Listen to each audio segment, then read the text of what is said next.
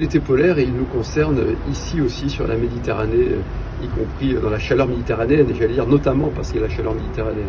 Donc nous accueillons cette exposition parce elle montre l'interaction qu'il y a sur la planète et que la banquise n'est pas une abstraction éloignée de nous, elle est indissociable de notre mode de vie et de notre système de pensée. Et comme la ville de Cannes s'attache à être extrêmement concrète, innovante, percutante en matière de protection de l'environnement, en matière notamment de protection de la Méditerranée, il me semblait évident que nous devions participer à ce combat nécessaire pour lutter contre le réchauffement climatique et pour la biodiversité. Alors effectivement, il y aura le dévoilement des images au public qui seront affichées sur un bâtiment communal extrêmement visible dans la ville de Cannes, et ce sera très spectaculaire.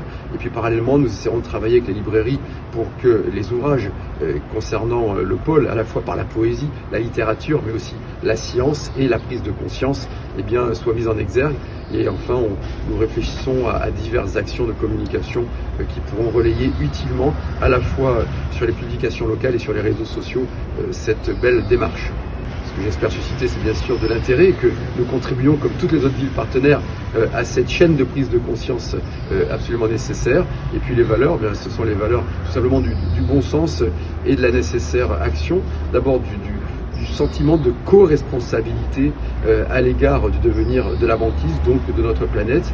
Et puis parallèlement, cela s'inscrit dans une approche très concrète. Vous savez peut-être pas que la ville de Cannes, par exemple, a été la première à lancer une démarche de civisme environnemental. Le civisme, c'est l'exercice de sa liberté, donc de sa responsabilité, et inversement, avec des filets aussi aux exutoires des vallons pour lutter contre les macro-déchets en mer. Nous avons installé des nurseries en poisson dans tous nos ports, et ça fonctionne. Mis en place des systèmes d'assainissement particulièrement performants, et nombre d'actions, notamment sur la protection de la posidonie, qui sont des capteurs à carbone, et on a la chance d'avoir de grands champs de posidonie dans les fonds sous-marins.